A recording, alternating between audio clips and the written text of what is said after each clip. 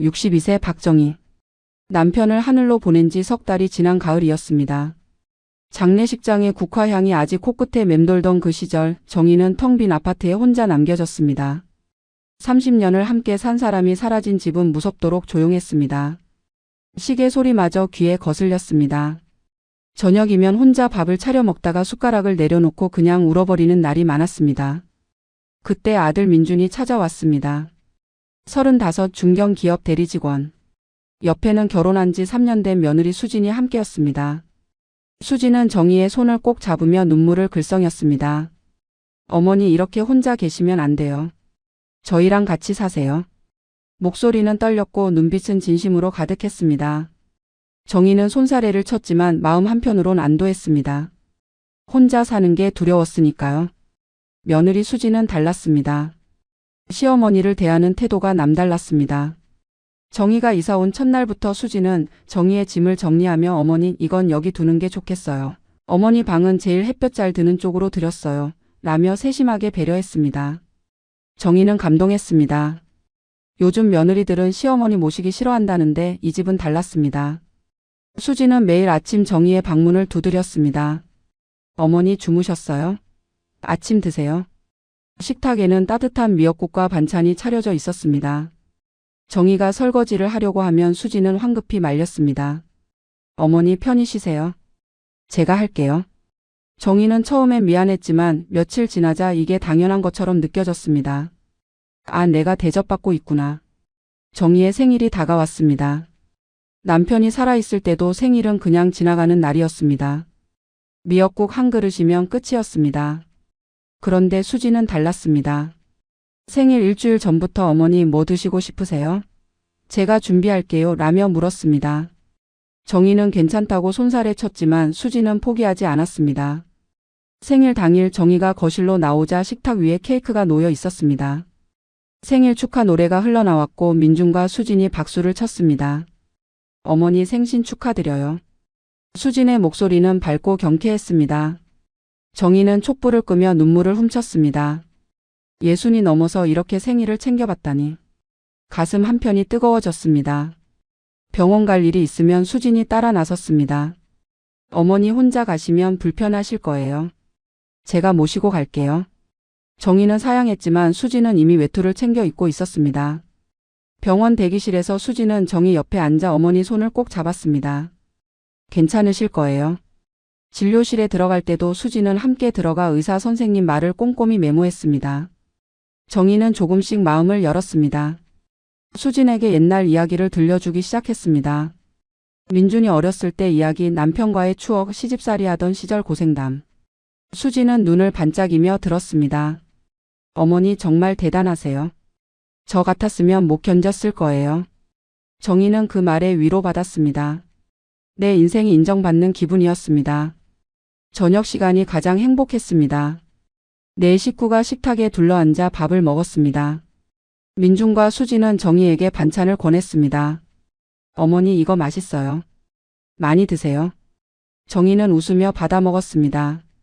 텅 빈 아파트에서 혼자 먹던 밥과는 차원이 달랐습니다. 이게 가족이구나 싶었습니다. 수진은 정희의 의견을 물었습니다. 어머니 거실 커튼 색깔 뭐가 좋을까요? 어머니 이번 주말에 어디 갈까요? 정희는 조심스럽게 의견을 냈고 수진은 고개를 끄덕이며 좋은 생각이에요 라고 답했습니다. 정희는 자신이 이 집의 일원으로 받아들여지고 있다고 느꼈습니다. 어느 날 저녁 수진이 정희 방으로 왔습니다. 차 한 잔을 들고 와서 정희 옆에 앉았습니다. 어머니 저희랑 같이 살아주셔서 정말 감사해요. 어머니가 안 계셨으면 저희 어떻게 살았을지 몰라요. 수진의 목소리는 진심이 묻어났습니다. 정희는 손을 꼭 잡아주며 고맙다고 나도 너희가 있어서 행복하다고 말했습니다. 그날 밤 정희는 침대에 누워 생각했습니다. 이 집이 내 노후일지도 모르겠다. 혼자 늙어가는 게 두려웠는데 이제는 가족이 있다. 며느리는 착하고 아들은 효자다. 나는 운이 좋은 사람이다. 정희는 그렇게 믿었습니다. 창밖으로 보이는 달이 유난히 밝았던 밤이었습니다. 하지만 정희는 몰랐습니다. 이 행복이 얼마나 짧을지, 이 다정함이 얼마나 쉽게 무너질지, 어머니라는 호칭이 얼마나 가벼운 것인지. 정희는 그저 편안하게 잠들었습니다. 내일도 오늘처럼 평화로울 거라 믿으며 아직은 모든 게 괜찮았습니다. 아직은. 변화는 천천히 그러나 확실하게 찾아왔습니다. 어느 날 아침 수진이 정희에게 조심스럽게 물었습니다. 어머니, 제가 오늘 중요한 미팅이 있어서요. 아이 유치원 데려다 주실 수 있으세요? 정희는 흔쾌히 고개를 끄덕였습니다. 당연하지, 손주 하나 데려다 주는 게 뭐가 어렵겠어. 5살 손주 서준이는 할머니 손을 잡고 유치원으로 향했습니다. 그게 시작이었습니다. 다음 날도 수지는 부탁했습니다. 어머니, 오늘도 괜찮으시죠? 정희는 웃으며 알았다고 했습니다. 그 다음 날도 마찬가지였습니다. 어느새 서준이 등하원은 정희의 몫이 되었습니다. 아무도 물어보지 않았습니다. 그냥 당연한 것처럼 되어버렸습니다. 저녁 준비도 마찬가지였습니다. 처음엔 수진이 했습니다. 그러다 어느 날 수진이 피곤해 보이자 정희가 먼저 나섰습니다. 내가 해줄게. 오늘 쉬어. 수진은 고마워하며 방으로 들어갔습니다. 그날 이후 부엌은 정희의 영역이 되었습니다. 아침 식사 준비, 저녁 식사 준비, 설거지, 반찬 만들기. 모든 게 자연스럽게 정희의 일이 되었습니다. 빨래도 청소도 그랬습니다. 처음엔 수진이 하다가 정희가 도와주면서 시작했는데 어느새 전부 정희가 하고 있었습니다. 거실 청소기 돌리기, 화장실 닦기, 베란다 정리, 쓰레기 분리수거. 60이 넘은 몸으로 온종일 움직였습니다. 허리가 아팠지만 참았습니다. 가족을 위한 일인데 뭐 하는 마음이었습니다. 수지는 웃으며 말했습니다. 어머니가 계셔서 저희가 살아요. 정말이에요. 어머니 없으면 저희 어떻게 살아요. 목소리는 밝았고 표정은 환했습니다. 정희는 그 말에 보람을 느꼈습니다. 내가 필요한 사람이구나. 나는 쓸모 있는 사람이구나. 피곤함도 잊어버렸습니다. 하지만 대가는 없었습니다. 생활비는 민중과 수진이 냈습니다. 정희가 장을 보러 가도 자기 돈으로 샀습니다. 반찬 재료, 서준이 간식, 생필품. 다 정희 돈에서 나갔습니다. 정희는 신경 쓰지 않았습니다. 가족인데 뭐. 계산하고 살 순 없지. 그렇게 생각했습니다. 서준이 돌봄은 점점 강도가 높아졌습니다. 유치원 끝나고 데려오면 간식 챙겨주고 놀아주고 숙제 봐주고 저녁 먹이고 씻기고 재우기까지. 수지는 피곤하다며 방에 들어가 버렸고 민주는 야근이 잦았습니다. 정희 혼자 서준이를 돌봤습니다. 밤늦게까지 서준이 재우기 위해 동화책을 읽어주다 보면 눈꺼풀이 무거워졌습니다. 주말에도 쉬는 날이 없었습니다. 민준과 수진이 외출하면 서준이는 할머니와 남았습니다. 어머니, 서준이 좀 봐주세요. 저희 좀 다녀올게요. 정희는 손주가 귀여워서 기꺼이 했습니다. 하지만 돌아오는 시간은 점점 늦어졌습니다. 2시간이 4시간이 되고 4시간이 6시간이 되었습니다. 정희는 소파에 앉아 서준이와 TV를 보다 깜빡 졸곤 했습니다. 어느 날 정희는 거울을 보다 깜짝 놀랐습니다. 백발이 늘었고 주름이 깊어졌습니다. 눈 밑에 다크서클이 짙게 내려앉아 있었습니다. 언제 이렇게 늙었나. 몇 달 전만 해도 이렇지 않았는데. 정희는 거울에서 시선을 돌렸습니다. 나이 드는 건 당연한 거야. 괜찮아. 스스로를 다독였습니다. 친구들이 전화를 걸어왔습니다. 정희야, 오랜만에 만나자. 우리 점심 먹으러 가자. 정희는 미안하다며 거절했습니다. 손주 봐야 해서 못 나가. 다음에 보자. 친구들은 이해한다며 전화를 끊었습니다. 하지만 다음 기회는 오지 않았습니다. 정희는 집에 갇혔습니다. 수진의 친구들이 집에 놀러 왔습니다. 정희는 차와 과일을 준비했습니다. 수진의 친구들은 감탄했습니다. 와, 시어머니가 정말 잘 챙겨주시네요. 부러워요. 수진은 웃으며 대답했습니다. 저희 어머니 정말 좋으세요. 덕분에 제가 편하게 살아요. 정희는 부엌에서 그 말을 들으며 뿌듯했습니다. 내가 인정받고 있구나. 하지만 무언가 이상했습니다. 정희는 느꼈습니다. 도움이 의무가 되어가고 있다는 걸. 선택이 아니라 당연한 것이 되어가고 있다는 걸. 내가 안 하면 누가 할 건데 라는 압박이 생겼습니다. 정희는 아무 말도 하지 않았습니다. 가족한테 불평하는 건 좋지 않다고 생각했습니다. 기어는 쌓여갔습니다. 매일 아침 5시에 일어나 아침 준비, 서준이 등원 준비, 청소, 빨래, 장보기, 저녁 준비, 서준이 돌봄, 설거지. 하루가 숨 가쁘게 지나갔습니다. 정희는 잠들기 전 침대에 누워 생각했습니다. 오늘도 수고했어, 나 자신. 내일도 열심히 하자. 그렇게 스스로를 다독였습니다. 대가 없는 헌신이 일상이 되었습니다. 누구도 고맙다는 말을 하지 않았습니다. 처음엔 감사 인사가 있었는데 이제는 없었습니다. 그냥 당연한 일이 되어버렸습니다. 정희는 그게 서운했지만 티 내지 않았습니다. 가족인데 뭐. 이 정도는 해야지. 스스로를 설득했습니다. 그날 밤 정희는 남편 사진을 꺼내봤습니다. 여보, 나 잘하고 있는 거 맞지? 제대로 하고 있는 거지? 대답은 없었습니다. 정희는 사진을 도로 넣고 불을 껐습니다. 어둠 속에서 천장을 바라봤습니다. 뭔가 잘못되어 가고 있다는 느낌이 들었지만 정희는 애써 무시했습니다. 괜찮아, 다 잘 될 거야. 그렇게 믿고 싶었습니다. 변화는 미세했지만 치명적이었습니다. 어느 날 정희가 거실을 청소하고 있었습니다. 소파 쿠션을 정리하고 바닥을 닦고 커튼을 정돈했습니다. 그런데 수진이 퇴근하고 들어오더니 인상을 찌푸렸습니다. 어머니, 쿠션은 이렇게 놓는 게 아니에요. 이렇게 해야 보기 좋죠. 수진은 정희가 정리한 쿠션을 다시 배치했습니다. 정희는 어리둥절했습니다. 뭐가 잘못됐지? 깨끗하게 정리했는데. 하지만 아무 말도 하지 않았습니다. 알았어, 다음부턴 그렇게 할게. 수진은 만족한 듯 고개를 끄덕이고 방으로 들어갔습니다. 정희는 소파에 앉아 자신이 다시 정리한 쿠션을 바라봤습니다. 별것 아닌 일인데 기분이 묘했습니다. 식사 메뉴도 문제가 되기 시작했습니다. 정희가 저녁으로 된장찌개와 생선구이를 준비했습니다. 남편이 좋아하던 메뉴였고 민준이도 어렸을 때 잘 먹던 음식이었습니다. 하지만 수지는 식탁에 앉자마자 한숨을 쉬었습니다. 어머니, 요즘은 이런 거 잘 안 먹어요. 너무 올드해요. 담백한 게 유행인데. 목소리에는 불만이 묻어났습니다. 정희는 당황했습니다. 그럼 뭘 해줄까? 뭐가 좋아? 수지는 스마트폰을 꺼내 사진을 보여줬습니다. 이런 거요. 요즘 트렌드예요. 샐러드 보울, 키노아, 아보카도, 연어.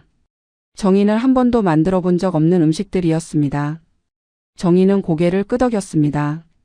알았어, 배워볼게. 하지만 마음 한편은 불편했습니다. 옷차림도 지적받기 시작했습니다. 정희가 편한 집안 옷을 입고 거실에 있으면 수진이 말했습니다. 어머니, 그 옷은 좀 그래요. 요즘 스타일 아니에요. 좀 더 깔끔하게 입으세요. 정희는 자신의 옷을 내려다봤습니다. 편하고 활동하기 좋은 옷이었는데 뭐가 문제지? 하지만 다음 날부터 정희는 옷차림에 신경 썼습니다. 집안 결정에서 정희는 배제되기 시작했습니다. 어느 날 정희가 거실에 나오니 새 TV가 설치되어 있었습니다. 언제 TV 바꿨어? 민준이 대답했습니다. 어제 주문했어요. 필요해서요. 사후 통보였습니다. 정희는 묻지도 못했습니다. 왜 말 안 했어? 내 의견은 안 중요해? 그 말이 목까지 올라왔지만 삼켰습니다. 가구 배치도 마찬가지였습니다. 주말에 정희가 잠깐 외출하고 돌아오니 거실 가구가 다 이동해 있었습니다. 소파 위치, 테이블 위치, 화분 위치. 전부 바뀌었습니다. 어머니, 이렇게 하니까 더 넓어 보이죠? 수지는 자랑스럽게 말했습니다. 정희는 억지로 웃으며 그러네, 좋다라고 답했습니다. 하지만 내 집이 아닌 것 같은 기분이 들었습니다.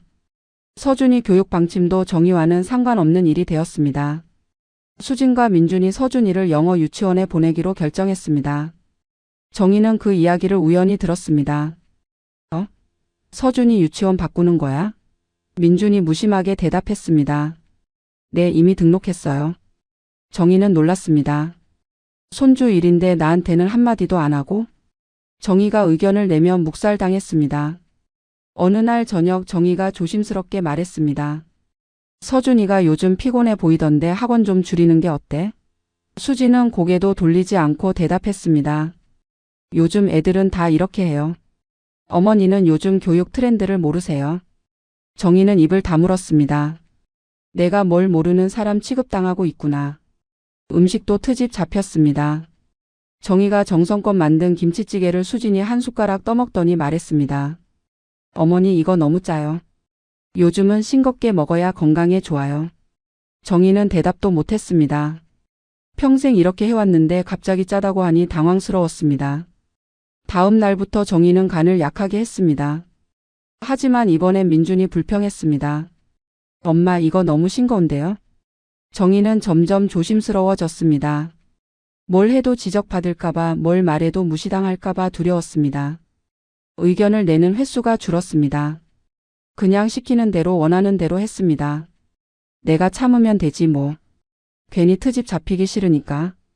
정희는 스스로를 설득했습니다. 청소하는 방식도 간섭받았습니다. 어머니 걸레는 이렇게 쓰는 게 아니에요. 이렇게 해야 효율적이에요.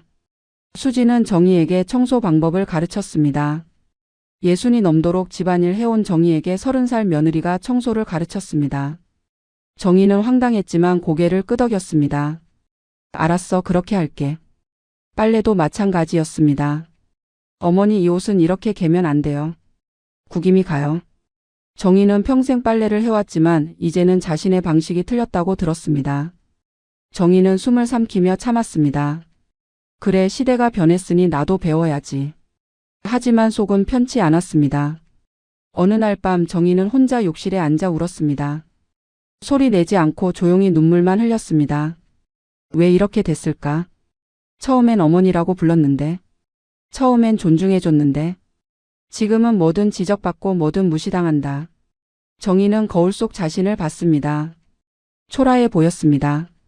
작은 선들이 하나씩 무너졌습니다. 존중의 선, 배려의 선, 가족의 선. 정희는 그걸 느꼈지만 어쩔 수 없었습니다. 내가 참으면 평화롭잖아. 내가 말하면 분위기만 나빠지잖아. 정희는 자신을 설득했습니다. 하지만 가슴속 깊은 곳에서는 알고 있었습니다. 뭔가 크게 잘못되고 있다는 걸. 돌이킬 수 없는 곳으로 가고 있다는 걸. 토요일 오후 민준의 대학 동창 부부가 집에 놀러 왔습니다. 정희는 아침부터 분주했습니다. 청소하고 과일 깎고 전 부치고 샐러드 만들고 음료 준비하고 손님 접대 준비에 온 신경을 쏟았습니다. 수지는 화장하고 옷 갈아입느라 바빴고 민주는 거실 정리만 살짝 도왔습니다. 실질적인 준비는 전부 정희 몫이었습니다. 손님이 도착했습니다. 민준의 친구 재혁과 그 아내 은지. 30대 중반의 깔끔한 커플이었습니다. 인사를 나누고 거실에 앉았습니다. 정희는 부엌과 거실을 오가며 음식을 날랐습니다. 과일 접시, 전 접시, 음료, 간식. 손님들은 감탄했습니다. 와, 이거 다 직접 만드신 거예요? 정말 맛있겠다. 수지는 웃으며 대답했습니다. 네, 저희 어머니가 요리를 정말 잘하세요. 정희는 부엌에서 설거지를 하며 귀를 기울였습니다. 거실에서 웃음소리가 들렸습니다. 젊은이들의 대화, 농담, 깔깔거리는 웃음. 정희는 미소 지었습니다. 좋아 보이네. 분위기 좋아. 정희는 다시 설거지에 집중했습니다. 손님 있을 땐 부엌에 있는 게 예의라고 생각했습니다. 1시간쯤 지났을 때였습니다. 수진이 부엌으로 왔습니다. 정희를 보더니 밝게 웃으며 말했습니다. 아줌마 커피 좀 내와주세요. 거실에서 마실게요. 정희는 순간 멈칫했습니다. 아줌마? 방금 뭐라고 했지? 정희는 수진을 쳐다봤습니다. 수진은 아무렇지도 않은 표정으로 거실로 돌아갔습니다. 정희는 커피를 내리며 생각했습니다. 잘못 들었나? 아니면 손님 앞이라 그냥 그렇게 부른 건가? 하지만 가슴 한쪽이 무거워졌습니다. 어머니가 아니라 아줌마라고 불렀다. 왜지? 무슨 뜻이지? 정희는 커피잔을 쟁반에 담으며 손이 살짝 떨렸습니다. 거실로 커피를 들고 나갔습니다. 정희가 테이블에 커피를 놓자 재혁이 고맙다고 인사했습니다. 수지는 커피잔을 들며 자연스럽게 말했습니다. 아줌마가 커피를 정말 잘 내리세요. 목소리는 밝았고 표정은 환했습니다. 손님들도 웃으며 맞장 굳혔습니다. 정말요? 그럼 저도 기대되는데요. 정희는 그 자리에 얼어붙었습니다. 다시 아줌마라고 불렀다. 이번엔 확실히 들었다. 손님들 앞에서 자연스럽게 아무렇지도 않게 아줌마라고 불렀다. 정희는 아무 말도 못하고 부엌으로 돌아왔습니다. 싱크대를 붙잡고 숨을 골랐습니다. 가슴이 두근거렸습니다. 거실에서는 웃음소리가 계속 들렸습니다. 아무도 이상하게 생각하지 않았습니다. 아무도 뭐라고 하지 않았습니다. 수진이 시어머니를 아줌마라고 부르는 게 자연스러워 보였습니다. 민준도 아무 말이 없었습니다. 재혁과 은지도 그냥 넘어갔습니다. 정희만 충격받았습니다. 정희는 부엌 구석에 앉아 생각했습니다. 내가 예민한 건가? 별거 아닌 걸 가지고 상처받는 건가? 하지만 아무리 생각해도 이건 아니었습니다. 어머니라고 부르던 사람이 갑자기 아줌마라고 부른다. 그것도 손님들 앞에서? 이건 명백히 선을 넘은 거였습니다. 시간이 지나고 손님들이 돌아갔습니다. 정희는 설거지를 하며 생각했습니다. 수진한테 말해야 하나? 아까 아줌마라고 불러서 기분이 안 좋았다고? 하지만 입이 떨어지지 않았습니다. 괜히 예민하다고 할까봐, 괜히 분위기 망친다고 할까봐 두려웠습니다. 저녁이 되었습니다. 정희는 조심스럽게 수진에게 물어봤습니다. 수진아, 오늘날 아줌마라고 불렀는데 그게 무슨 뜻이야? 수진은 TV를 보다 고개를 돌렸습니다. 아, 그거요? 그냥 친근하게 부른 거예요. 요즘은 다 그렇게 불러요.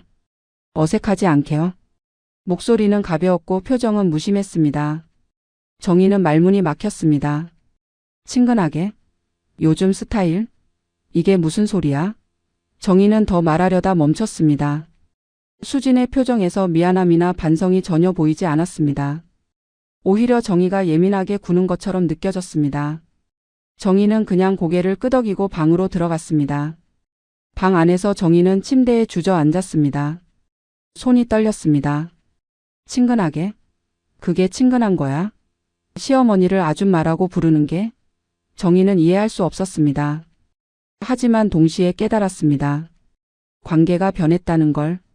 내 위치가 달라졌다는 걸. 더 이상 어머니가 아니라는 걸.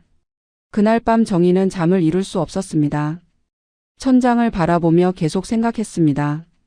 아줌마. 그 단어가 머릿속에서 맴돌았습니다. 친근함이 아니었습니다. 그건 격하였습니다. 존중에서 하대로, 가족에서 타인으로 내려앉은 거였습니다. 정희는 그걸 느꼈습니다. 다음 날 아침 정희는 평소처럼 일어나 아침을 준비했습니다. 수진이 거실로 나와 인사했습니다. 아줌마 잘 주무셨어요? 다시 아줌마였습니다. 정희는 억지로 웃으며 대답했습니다. 응, 잘 잤어. 하지만 가슴속은 얼어붙었습니다. 그날부터 수진은 계속 정희를 아줌마라고 불렀습니다. 아침에도 저녁에도, 서준이 앞에서도. 아줌마 이거 해주세요. 아줌마 저거 좀 가져다 주세요. 아줌마 서준이 좀 봐주세요. 명령조는 아니었지만 존댓말 속에 하대가 숨어 있었습니다. 민주는 여전히 엄마라고 불렀습니다. 하지만 수진이 아줌마라고 부르는 걸 말리지 않았습니다. 오히려 같이 웃으며 넘어갔습니다. 정희는 아들에게 말하고 싶었습니다. 민준아, 내 아내가 날 아줌마라고 부르는데 그게 괜찮니? 하지만 입 밖으로 나오지 않았습니다. 정희는 깨달았습니다. 호칭이 바뀐 건 단순한 말의 변화가 아니었다는 걸. 관계의 본질이 바뀐 거였습니다. 더 이상 가족이 아니라 집안일 하는 사람, 손주 봐주는 사람, 그저 함께 사는 사람. 어머니에서 아줌마로, 가족에서 타인으로. 선이 무너졌습니다. 그날 저녁 정희는 남편 사진 앞에 앉았습니다. 여보, 내가 아줌마가 됐어. 어머니가 아니라 아줌마. 이게 뭐야 이게. 정희는 울지 않았습니다.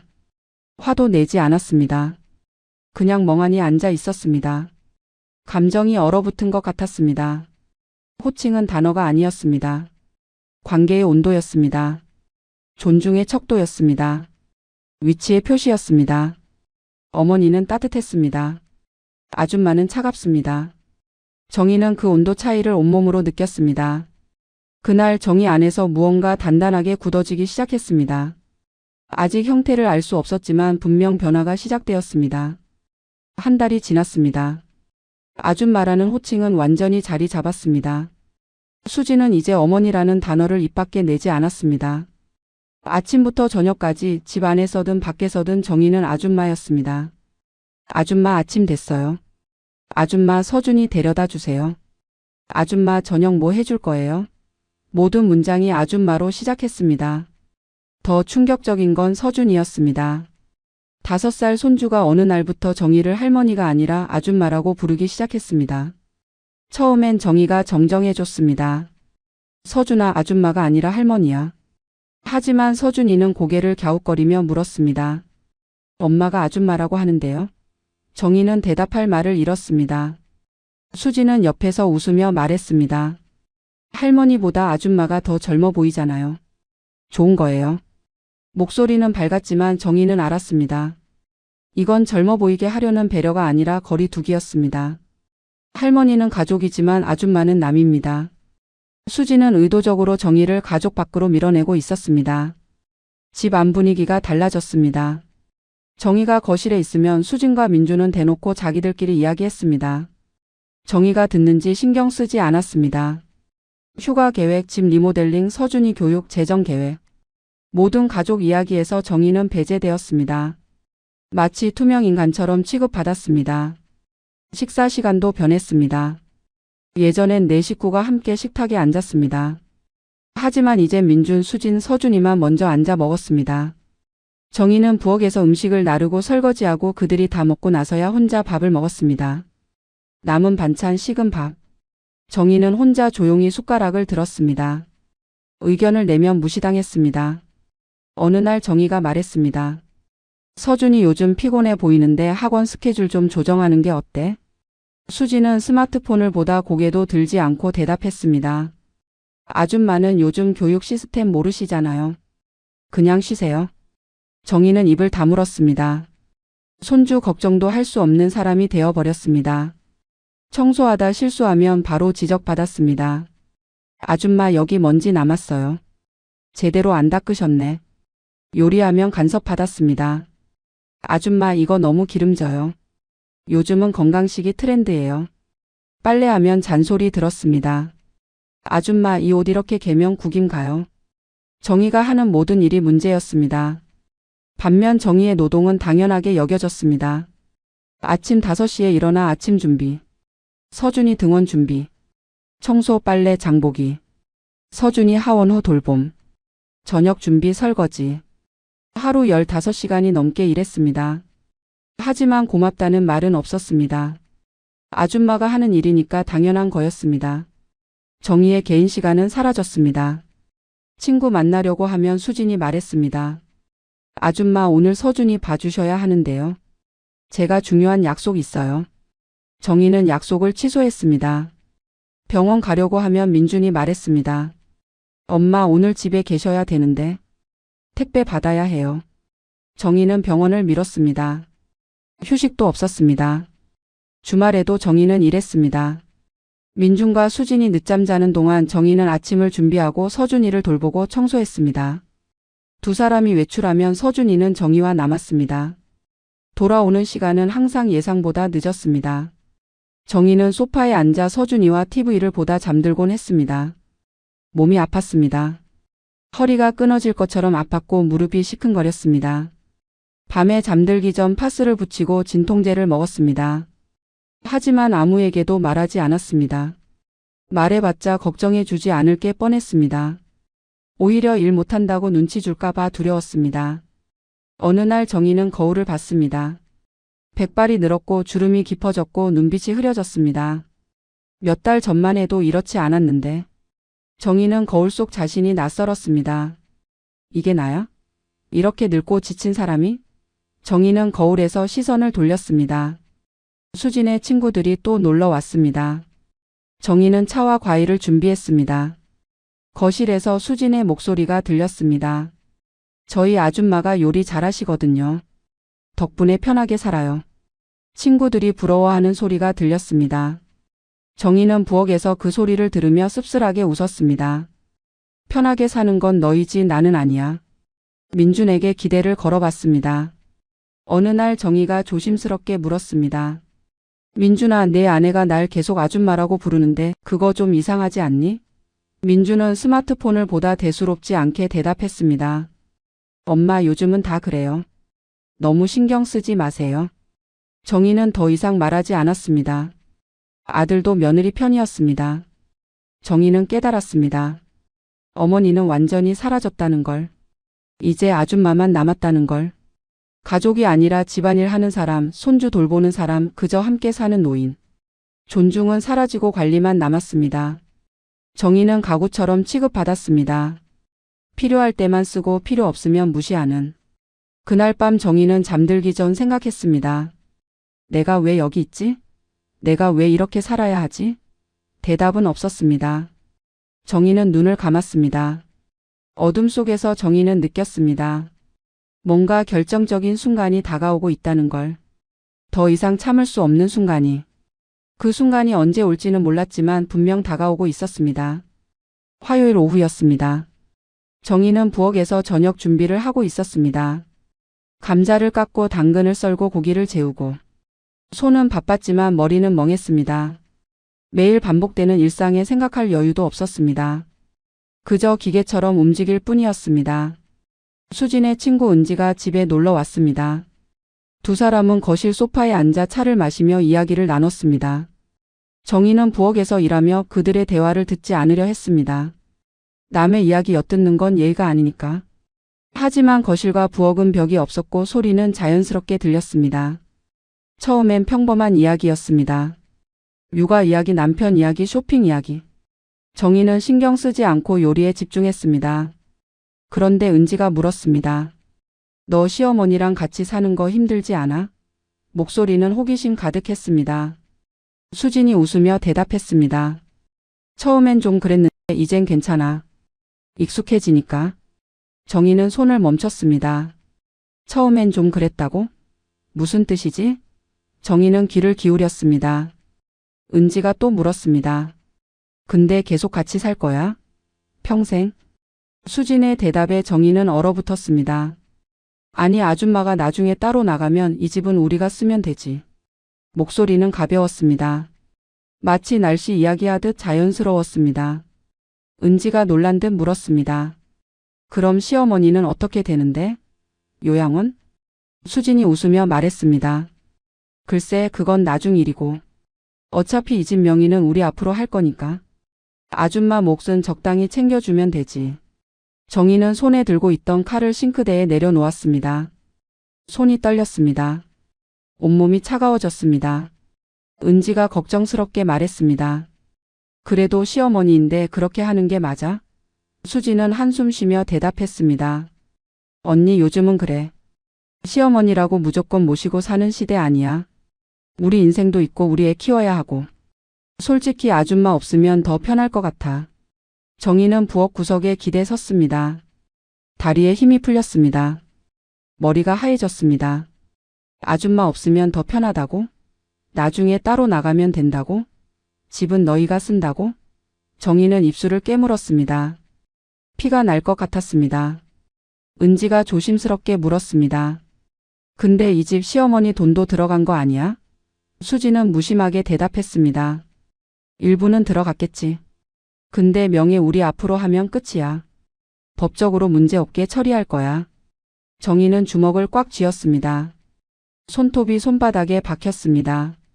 두 사람은 화제를 바꿔 다른 이야기를 시작했습니다. 웃음소리가 들렸습니다. 편안한 분위기였습니다. 정의만 무너지고 있었습니다. 부엌에 혼자 서서 온몸이 떨렸습니다. 분노인지 배신감인지 슬픔인지 알 수 없었습니다. 모든 감정이 뒤섞여 가슴을 짓눌렀습니다. 정의는 울지 않았습니다. 소리 내지 않았습니다. 거실로 나가 따지지도 않았습니다. 그냥 조용히 서 있었습니다. 차가운 싱크대에 손을 짚고 숨을 고르며 생각을 정리했습니다. 감정을 억눌렀습니다. 이성을 찾았습니다. 은지가 집에 돌아갔습니다. 수지는 거실에서 스마트폰을 보고 있었습니다. 정의는 부엌에서 저녁 준비를 계속했습니다. 손은 움직였지만 머리는 다른 생각을 하고 있었습니다. 아줌마가 나중에 따로 나가면 이 집은 우리가 쓰면 되지. 그 말이 계속 머릿속에서 맴돌았습니다. 저녁 식사 시간이었습니다. 민준이 퇴근하고 네 식구가 식탁에 앉았습니다. 수지는 밝게 웃으며 오늘 하루 있었던 일을 이야기했습니다. 민준은 고개를 끄덕이며 들었습니다. 서준이는 밥을 먹으며 장난쳤습니다. 평범한 저녁 풍경이었습니다. 정의만 달랐습니다. 정의는 밥을 먹으며 세 사람을 바라봤습니다. 아들, 며느리, 손주. 가족이라고 생각했던 사람들. 하지만 이제 보이는 게 달랐습니다. 저들은 나를 가족으로 보지 않는다. 나는 잠깐 이용하다 버릴 사람일 뿐이다. 정의는 숟가락을 천천히 들었습니다. 수진이 정의에게 물었습니다. 아줌마, 내일 서준이 유치원 행사 있는데 데려다 주실 수 있죠? 목소리는 밝았고 표정은 당연하다는 듯 했습니다. 정의는 고개를 끄덕였습니다. 응, 그래. 하지만 눈빛은 차가웠습니다. 수진은 눈치채지 못했습니다. 식사가 끝났습니다. 정의는 설거지를 하며 생각했습니다. 오늘 들은 대화가 우연이었을까? 아니면 진심이었을까? 정의는 알고 있었습니다. 진심이었다는 걸. 수진의 목소리에는 거짓이 없었습니다. 계획이 있었습니다. 정의를 내보낼 계획. 집을 차지할 계획. 그날 밤 정의는 방 안에 홀로 앉았습니다. 창밖을 바라봤습니다. 어두운 밤하늘에 별이 보였습니다. 정의는 남편 생각이 났습니다. 여보, 당신이 살아있었으면 이런 일은 없었을 텐데. 당신이 보면 뭐라고 할까? 아들을 혼냈을까? 며느리를 나무랐을까? 하지만 남편은 없었습니다. 정의 혼자였습니다. 스스로 해결해야 했습니다. 정의는 깨달았습니다. 더 이상 참을 수 없다는 걸. 이대로 살 수 없다는 걸. 뭔가 해야 한다는 걸. 하지만 무엇을? 어떻게? 정의는 책상 서랍을 열었습니다. 오래된 서류들이 들어 있었습니다. 남편과 함께 산 집 등기부등본. 남편이 남긴 예금 통장. 보험 서류. 정의 명의로 된 예금 통장. 정의는 서류들을 하나하나 꺼내 펼쳤습니다. 처음으로 제대로 보는 것 같았습니다. 숫자들이 보였습니다. 집 구입 당시 정의가 낸 돈. 결혼 자금으로 민준에게 준 돈. 이 아파트 전세 보증금으로 보탠 돈. 정의가 기여한 금액이 만만치 않았습니다. 정의는 놀랐습니다. 내가 이렇게 많이 냈었나? 정의는 그날 밤 잠들지 않았습니다. 책상에 앉아 계산기를 두드렸습니다. 노트에 숫자를 적었습니다. 날짜를 확인했습니다. 영수증을 찾았습니다. 은행 거래 내역을 출력했습니다. 새벽까지 작업했습니다. 무언가 바뀌기 시작했습니다. 정의 안에서 슬픔과 배신감이 단단한 결심으로 굳어졌습니다. 더 이상 당하고만 살 수 없다. 더 이상 이용당할 수 없다.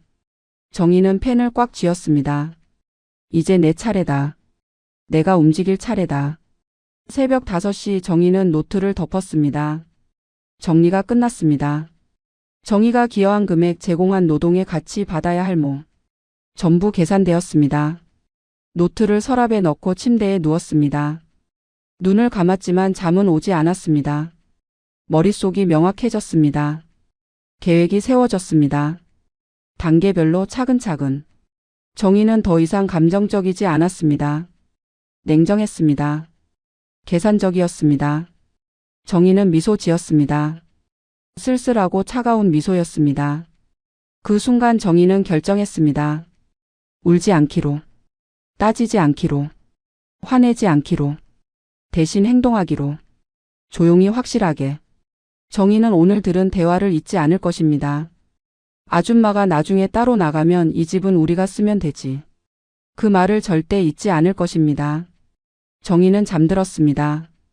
깊고 평화로운 잠이었습니다. 오랜만에 악몽도 없었습니다. 내일부터 시작이었습니다. 정의의 반격이. 조용하지만 강력한 반격이. 정의는 더 이상 어머니도 아줌마도 아니었습니다. 그냥 박정희 62살의 강한 여자였습니다. 다음 날 아침 정의는 아침을 준비하고 서준이 등원을 시켰고 청소를 했습니다. 겉으로는 아무 변화가 없었습니다. 하지만 정의의 눈빛이 달랐습니다. 날카롭고 명확했습니다. 정의는 낮 시간을 이용했습니다. 민준과 수진이 출근하고 서준이가 유치원에 간 사이 정의는 서재로 들어가 오래된 파일 박스들을 꺼냈습니다. 먼지가 쌓인 서류들. 남편이 정리해 놓았던 것들. 정의는 하나하나 펼쳐보기 시작했습니다. 첫 번째 발견은 집이었습니다. 지금 살고 있는 이 아파트. 등기부등본을 확인하니 명의는 민준이었습니다. 하지만 구입 당시 서류를 보니 다른 사실이 드러났습니다. 계약금과 중도금 중 상당 부분이 정희 명의 통장에서 나갔습니다. 정확히 1억 2천만 원이었습니다. 정희는 은행 거래 내역을 출력했습니다. 5년 전 민준이 결혼할 때 정희가 보낸 돈 3천만 원. 결혼식 비용으로 준 돈.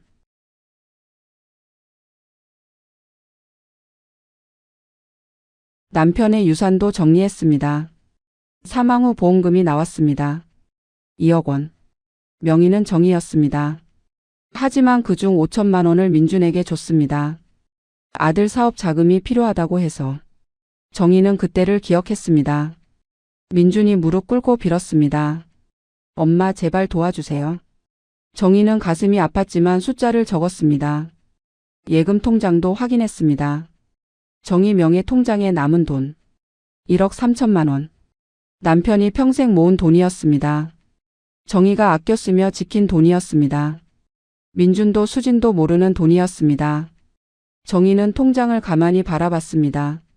이게 내 마지막 보루구나. 부동산 서류도 있었습니다. 남편 고향에 있는 땅.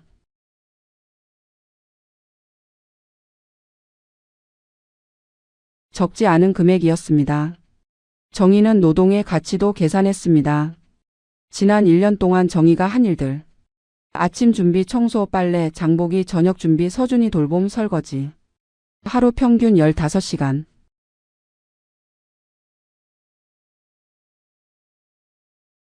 육아 도우미를 고용하면 한 달에 300만 원은 들었습니다. 1년이면 3,600만 원. 정희는 그동안 무상으로 제공한 겁니다. 정희는 펜을 꽉 쥐었습니다. 식재료비도 계산했습니다. 정희가 개인 돈으로 산 것들. 반찬 재료, 과일, 간식, 생필품. 영수증을 모아뒀던 게 다행이었습니다. 한 달 평균 80만 원. 1년이면 960만 원.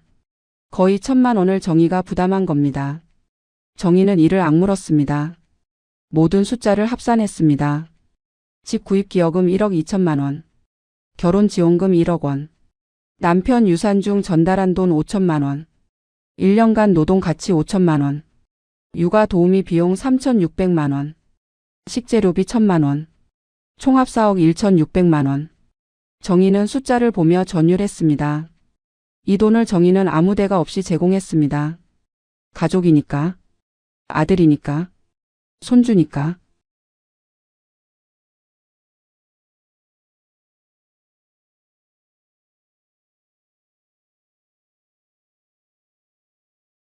이게 정희의 무기였습니다.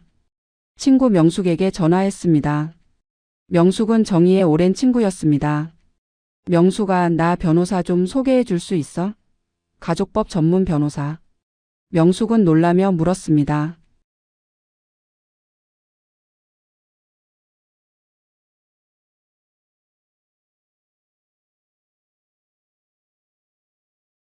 상담은 2시간 동안 진행됐습니다. 정희는 준비한 서류를 전부 보여줬습니다. 강 변호사는 꼼꼼히 검토했습니다. 그리고 말했습니다. 법적으로 청구 가능한 부분이 많습니다. 기여금 반환, 부당이득 반환, 심지어 손해배상까지 가능할 수 있습니다. 정희는 고개를 끄덕였습니다. 강 변호사가 물었습니다. 정말 진행하시겠습니까? 가족 관계가 파탄 날 수 있습니다. 정희는 주저하지 않고 대답했습니다. 이미 파탄 났어요. 제가 몰랐을 뿐이죠. 강 변호사는 정희의 눈빛을 보고 고개를 끄덕였습니다. 알겠습니다. 준비하겠습니다. 집으로 돌아오는 길 정희는 가벼웠습니다. 오랜만에 느끼는 홀가분함이었습니다. 계획이 있다는 것, 대응할 수 있다는 것, 더 이상 당하지 않아도 된다는 것. 정희는 버스 창밖을 바라보며 미소 지었습니다. 이제 시작이야. 집에 도착하니 수진이 물었습니다. 아줌마 병원 어떠셨어요? 정희는 태연하게 대답했습니다. 괜찮대. 별일 없어. 수진은 관심 없다는 듯 고개만 끄덕이고 방으로 들어갔습니다. 정희는 부엌으로 가서 저녁 준비를 시작했습니다. 평소와 똑같았습니다. 하지만 정희의 마음속은 달랐습니다. 계산이 끝났습니다. 증거가 확보됐습니다. 변호사가 준비됐습니다. 이제 실행만 남았습니다. 정희는 칼로 양파를 썰며 생각했습니다. 조금만 더 기다려. 완벽한 타이밍에 움직여야 해. 정희는 침착했습니다. 그날 밤 정희는 노트에 마지막 정리를 했습니다. 단계별 계획. 첫째, 조용히 집을 나간다. 둘째, 변호사를 통해 내용 증명을 보낸다. 셋째, 법적 절차를 진행한다. 넷째, 정당한 몫을 찾는다. 정희는 노트를 덮고 미소 지었습니다. 완벽해. 정희는 더 이상 슬프지 않았습니다. 화나지도 않았습니다. 그저 냉정했습니다. 감정은 빼고 숫자만 남겼습니다. 증거만 남겼습니다. 정희는 변했습니다. 더 이상 참고 견디는 어머니가 아니었습니다. 자기 권리를 찾는 강한 여자였습니다. 그리고 그 여자는 준비가 끝났습니다. 금요일 아침이었습니다.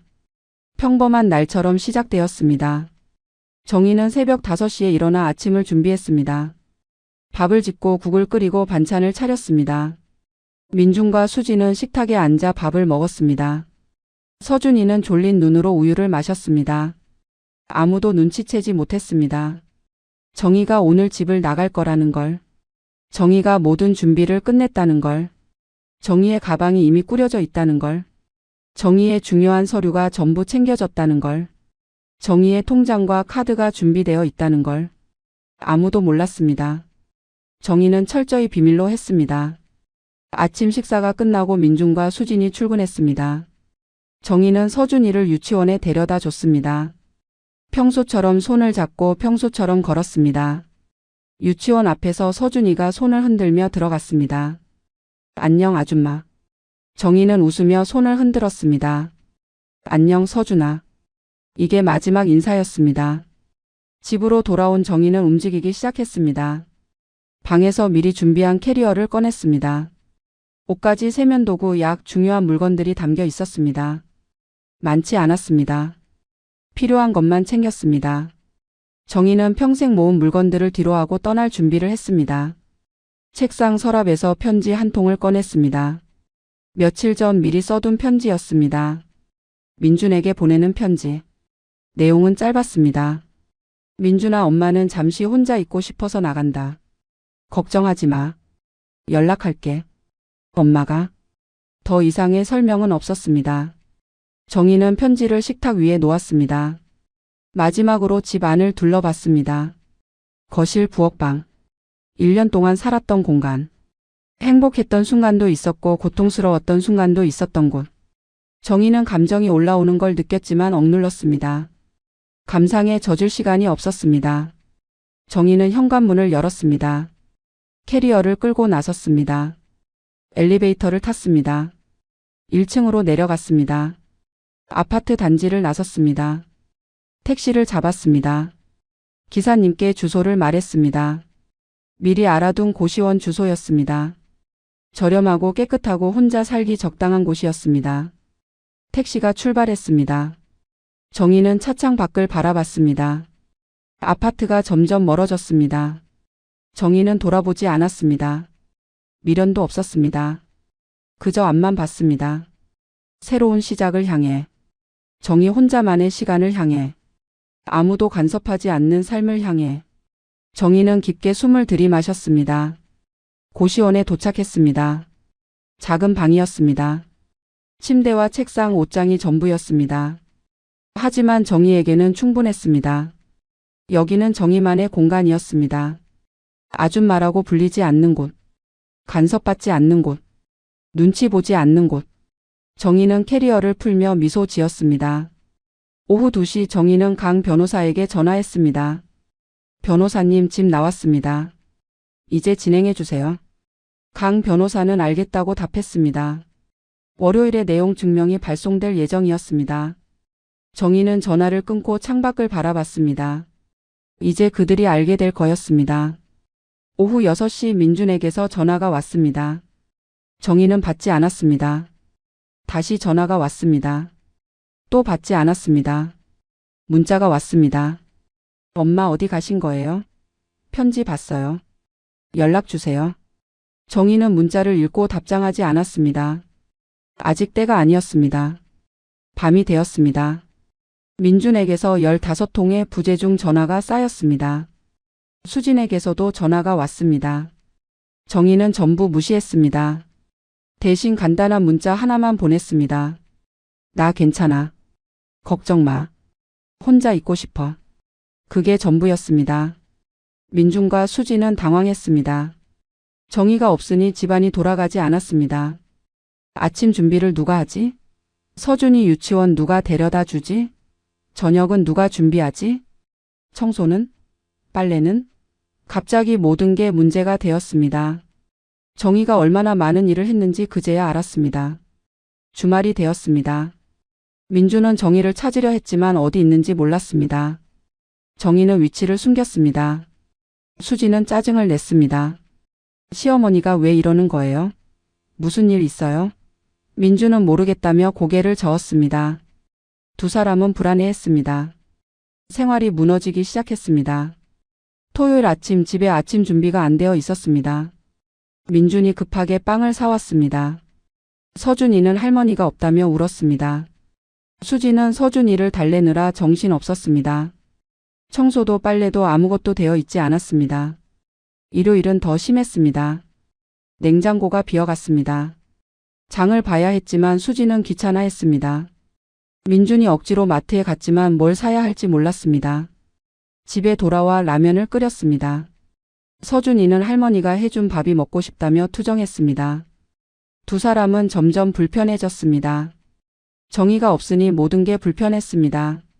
아침마다 늦게 일어나고 아침 먹을 게 없고 서준이 챙기느라 출근 준비가 늦어지고 저녁 준비할 시간이 없어 배달 음식만 시키고 청소가 안 돼 집이 지저분해지고 빨래가 쌓여가고. 하지만 진짜 문제는 아직 오지 않았습니다. 월요일이 되면 알게 될 것입니다. 정희가 왜 나갔는지, 정희가 무엇을 준비했는지, 정희가 무엇을 요구할 것인지. 민준과 수지는 아직 몰랐습니다. 폭풍이 다가오고 있다는 걸. 그들이 맞닥뜨릴 현실이 얼마나 충격적일지. 정희는 고시원 방에서 차분하게 주말을 보냈습니다. 책을 읽고 산책을 하고 혼자 밥을 먹고 일찍 잠들었습니다. 오랜만에 편안한 주말이었습니다. 누구 눈치도 보지 않고 누구 일도 하지 않고 그저 정희 자신만을 위한 시간. 정희는 웃었습니다. 이게 자유구나. 월요일 아침 정희는 일찍 일어났습니다. 창밖을 바라봤습니다. 해가 떠올랐습니다. 새로운 시작이었습니다.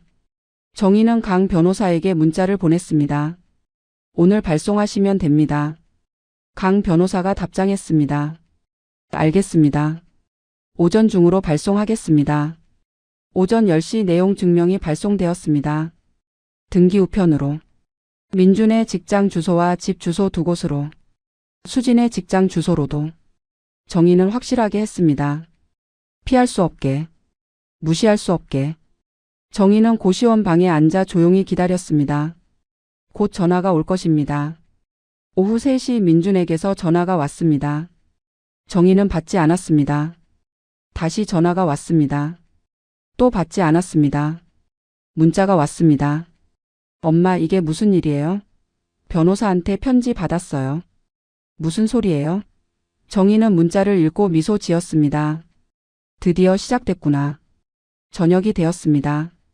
민준에게서 30통 넘는 전화가 왔습니다. 수진에게서도 전화가 왔습니다. 심지어 수진의 친구 은지에게서도 연락이 왔습니다. 정희는 전부 무시했습니다. 대신 강 변호사에게 전화했습니다. 연락 많이 왔죠? 강 변호사가 웃으며 답했습니다. 예상대로입니다. 이제 협상이 시작될 겁니다. 화요일 오전 민준이 직접 찾아왔습니다. 정희의 친구 명숙에게 전화해서 위치를 알아낸 겁니다. 정희는 1층 카페에서 민준을 만났습니다. 민준은 지쳐 보였습니다. 눈 밑에 다크서클이 짙었고 얼굴은 수척했습니다. 엄마, 이게 대체 무슨 일이에요? 정희는 차분하게 대답했습니다. 편지 내용 그대로야. 내가 기여한 돈을 돌려받고 싶어. 그리고 그동안 무상으로 제공한 노동의 대가도. 민준은 믿을 수 없다는 표정이었습니다. 엄마, 우리 가족인데 왜 이래요? 돈 이야기를 왜 해요? 정희는 웃었습니다. 쓸쓸한 웃음이었습니다. 가족? 민준아, 너희가 날 가족으로 봤니?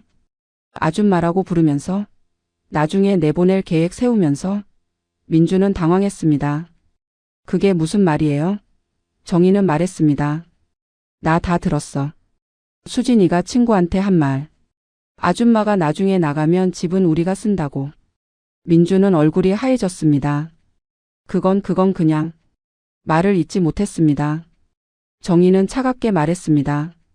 더 이상 설명 안 해도 돼. 나도 이제 계산할 거야. 너희가 나를 아줌마로 봤으니 나도 너희를 고용주로 보겠어. 그럼 당연히 돈 계산해야지. 민주는 애원했습니다. 엄마 제발. 이러지 마세요. 수진이가 잘못했어요. 제가 말할게요. 다시 집으로 오세요. 정희는 고개를 저었습니다. 안 돼. 이미 늦었어. 나는 내 권리를 찾을 거야. 법대로 할 거야. 민주는 무너지는 표정이었습니다. 정희는 자리에서 일어났습니다. 변호사랑 협의해. 합리적으로 해결하자. 내가 과하게 요구하는 거 아니야. 내가 낸 돈 내가 한 일 그만큼만 받을 거야. 민주는 정희를 붙잡으려 했지만 정희는 돌아섰습니다. 카페를 나갔습니다. 뒤돌아보지 않았습니다. 고시원으로 돌아오는 길 정희는 울지 않았습니다. 화나지도 않았습니다. 그저 담담했습니다. 해야 할 일을 하고 있다는 확신이 있었습니다. 정희는 더 이상 약한 어머니가 아니었습니다. 자기 권리를 아는 강한 여자였습니다.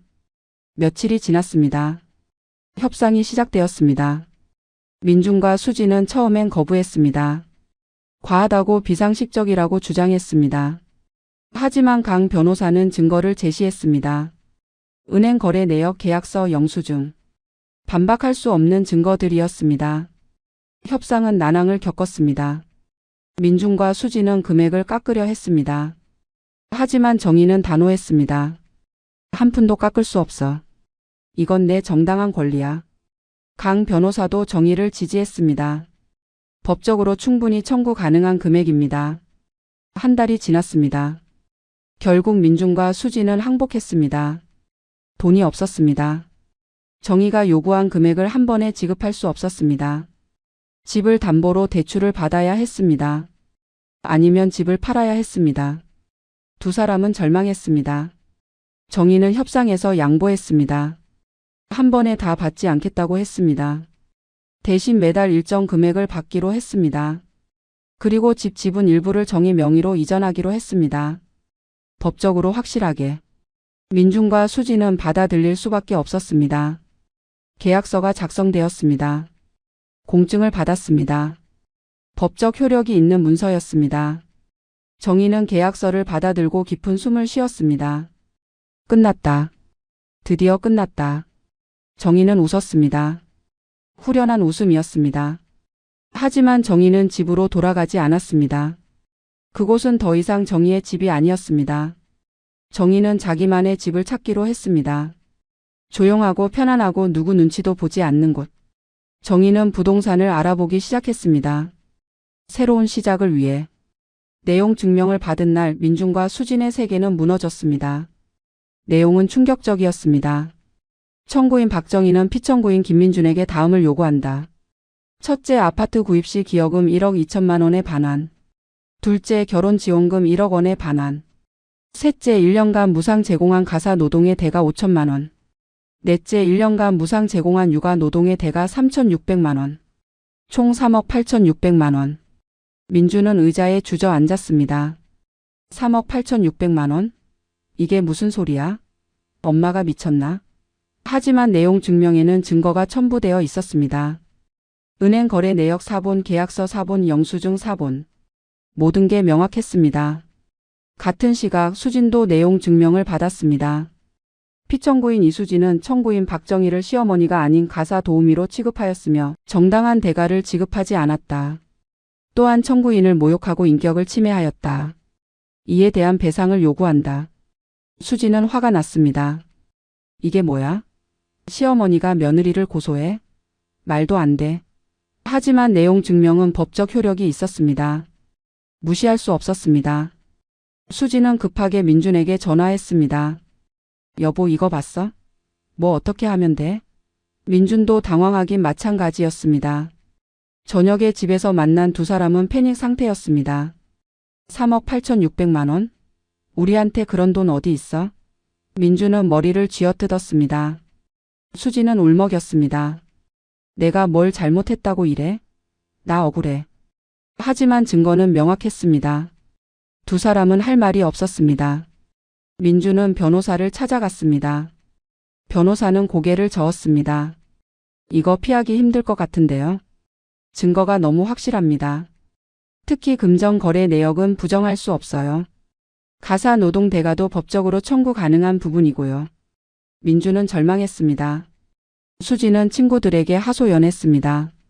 시어머니가 날 고소했어. 말도 안 되지?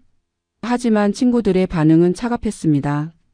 너 시어머니한테 어떻게 했는데? 아줌마라고 불렀다며?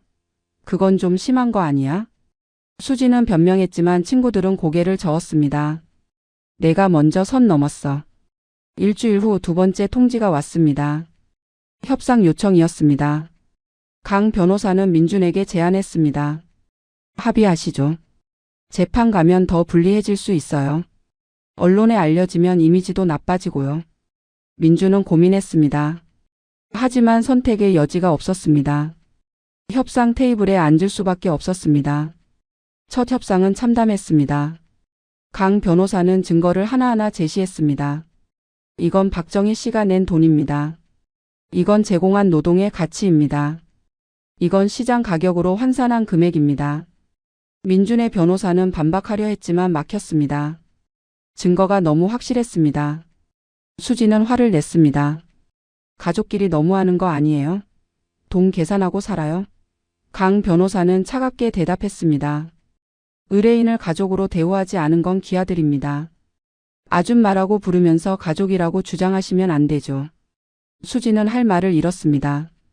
민준이 애원했습니다. 금액을 좀 낮춰주실 수 없나요? 우리한테는 너무 큰 돈이에요. 강 변호사는 단호했습니다. 이미 충분히 양보한 금액입니다. 법적으로 청구 가능한 금액은 이것보다 많아요. 손해배상까지 포함하면 4억이 넘습니다. 민주는 얼굴이 하얘졌습니다. 협상은 2달 동안 계속되었습니다. 민준과 수지는 버티려 했지만 불가능했습니다. 증거가 너무 확실했고 법이 정의 편이었습니다. 결국 두 사람은 항복했습니다. 조건을 받아들이기로 했습니다. 하지만 돈이 문제였습니다. 3억 8,600만 원. 두 사람에게는 천문학적인 금액이었습니다. 저축한 돈은 5천만 원 뿐이었습니다. 나머지는 어디서 구하지? 민주는 회사의 대출을 알아봤습니다. 하지만 한도가 부족했습니다. 집을 담보로 대출 받아야 했습니다. 은행에서 대출 상담을 받았습니다. 집을 담보로 2억 원까지 가능하다고 했습니다. 하지만 그것도 부족했습니다. 나머지 1억 8,600만 원은 어떻게 하지?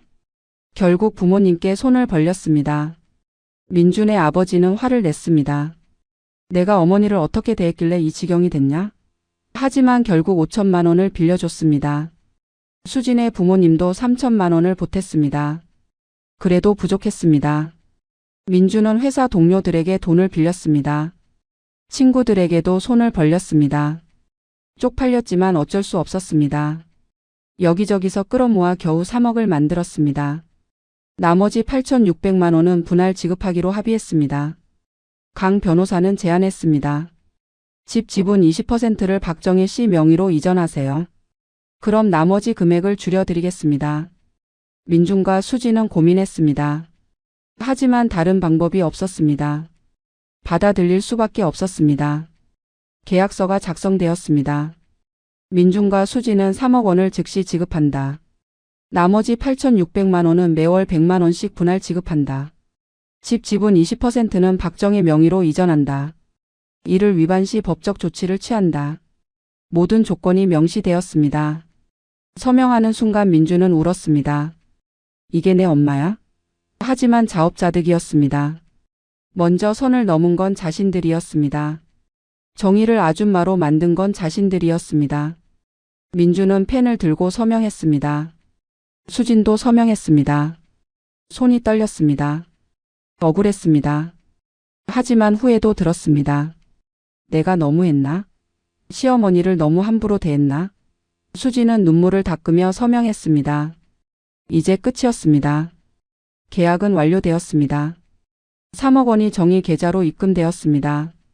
집 지분 20%가 정희 명의로 등기되었습니다. 정희는 통장을 보며 웃었습니다. 내 돈을 돌려받았다. 내 권리를 찾았다. 정희는 후회하지 않았습니다. 당당했습니다. 민준과 수지는 빚더미에 앉았습니다. 대출 이자, 분할금, 생활비. 모든 게 빠듯해졌습니다. 여유가 사라졌습니다. 외식도 못하고 여행도 못 가고 서준이 학원비도 줄여야 했습니다. 두 사람은 고통스러웠습니다. 하지만 정희는 동정하지 않았습니다. 자기가 뿌린 씨앗이니까요. 자기가 만든 결과니까요. 정희는 새로운 삶을 준비했습니다. 자기만의 집, 자기만의 시간, 자기만의 인생. 정희는 더 이상 누구의 어머니도 누구의 아줌마도 아니었습니다. 그냥 박정희였습니다. 석 달이 지났습니다. 정희는 작은 아파트를 구했습니다. 20평짜리 투룸이었습니다. 크지 않았지만 정희 혼자 살기에는 충분했습니다. 햇볕이 잘 들고 조용하고 역에서 가까운 곳이었습니다. 정희는 이사를 했습니다. 짐은 많지 않았습니다. 필요한 것만 샀습니다. 새 집은 완벽했습니다. 정희 마음대로 꾸밀 수 있었습니다. 거실에는 정희가 좋아하는 소파를 놓았습니다. 침실에는 편안한 침대를 들였습니다. 부엌에는 정희가 쓰기 편한 도구들을 배치했습니다. 모든 게 정희 중심이었습니다. 아무도 간섭하지 않았습니다. 정희는 매일 아침 천천히 일어났습니다. 서두를 필요가 없었습니다. 커피를 내려 마시며 창밖을 바라봤습니다. 여유로운 아침이었습니다. 아무도 재촉하지 않았습니다. 청소도 정희 마음 내킬 때 했습니다. 요리도 먹고 싶을 때만 했습니다. 자유로웠습니다. 친구들을 만났습니다. 명숙, 순자, 영희. 오랜 친구들이었습니다. 점심을 먹으며 수다를 떨었습니다. 정희야, 요즘 얼굴이 밝아졌다. 뭐 좋은 일 있어? 정희는 웃으며 대답했습니다. 응, 내 인생을 찾았어. 친구들은 고개를 끄덕였습니다. 그래, 그게 좋은 거야. 문화센터에 등록했습니다. 요가 수업을 들었습니다. 서예 수업도 들었습니다. 정희는 새로운 취미를 즐겼습니다. 몸도 마음도 건강해졌습니다. 거울을 보니 표정이 밝아졌습니다. 주름은 여전했지만 눈빛이 달랐습니다. 살아있는 눈빛이었습니다. 민준에게서 연락이 왔습니다. 엄마 한번 만날 수 있을까요? 정희는 고민하다 만나기로 했습니다. 카페에서 만났습니다. 민준은 많이 야위어 있었습니다. 스트레스 받는 게 역력했습니다. 정희는 안쓰러웠지만 표정을 감췄습니다. 민준이 조심스럽게 말했습니다. 엄마 미안해요. 제가 잘못했어요. 엄마를 제대로 대우하지 못했어요. 정희는 차를 마시며 듣기만 했습니다. 민준이 계속 말했습니다. 수진이도 반성하고 있어요. 다시 같이 살면 안 될까요? 정희는 고개를 저었습니다. 안 돼. 나는 이제 내 인생 살고 싶어.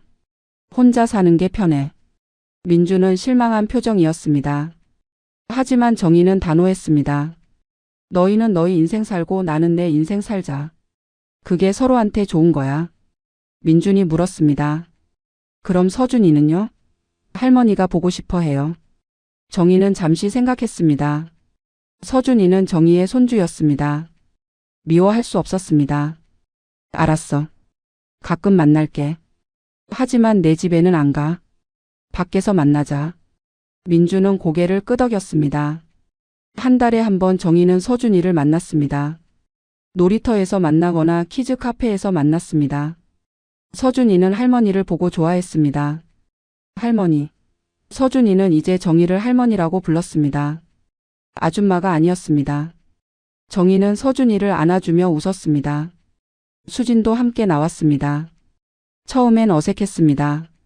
두 사람은 서먹했습니다. 하지만 수진의 태도가 달라졌습니다. 어머니 오늘 날씨 좋네요. 어머니 서준이 요즘 할머니 이야기 많이 해요. 어머니라고 불렀습니다. 다시 어머니였습니다. 정희는 미소 지었습니다. 쓸쓸한 미소였습니다. 이제 와서 어머니라고 불러? 돈 받고 나니까 어머니야? 하지만 정희는 말하지 않았습니다. 대신 차갑게 대답했습니다. 아줌마면 충분해요. 수진은 당황했습니다. 수진이 말했습니다. 어머니, 제가 잘못했어요. 진심으로 사과드려요. 다시 시작할 수 없을까요? 정희는 고개를 저었습니다. 사과는 받아들일게. 하지만 관계는 회복할 수 없어. 이미 깨진 그릇은 다시 붙일 수 없잖아. 수진은 눈물을 흘렸습니다. 정희는 냉정했습니다. 동정심이 들지 않았습니다. 수진이 정희에게 했던 일들을 생각하면 당연한 결과였습니다. 정희는 자리에서 일어났습니다. 나는 이제 내 인생 살 거야. 너희는 너희끼리 잘 살아. 정희는 돌아섰습니다. 서준이가 뛰어와 정희를 안았습니다. 할머니 또 만나요. 정희는 서준이 머리를 쓰다듬었습니다. 그래, 또 만나자. 서준아. 정희는 서준이에게 키스하고 떠났습니다. 뒤돌아보지 않았습니다. 민준과 수진이 어떤 표정을 짓는지 보고 싶지 않았습니다. 집으로 돌아오는 길 정희는 홀가분했습니다. 관계를 정리한 기분이었습니다. 더 이상 미련도 후회도 없었습니다. 정희는 자기 선택에 만족했습니다. 혼자 사는 게 훨씬 나았습니다. 평화로웠습니다. 명절이 다가왔습니다. 민준이 전화했습니다. 엄마, 명절에 집에 오실 거예요? 정희는 단호하게 대답했습니다. 아니, 나는 친구들이랑 여행 갈 거야. 민준은 놀랐습니다. 여행이요? 명절에? 정희는 웃었습니다. 왜 안 돼? 내 인생인데. 친구들과 제주도로 떠났습니다. 명숙, 순자, 영희. 4명의 할머니가 제주도를 누볐습니다. 바다를 보고 맛있는 음식을 먹고 카페에서 수다를 떨고 일출을 보러 갔습니다.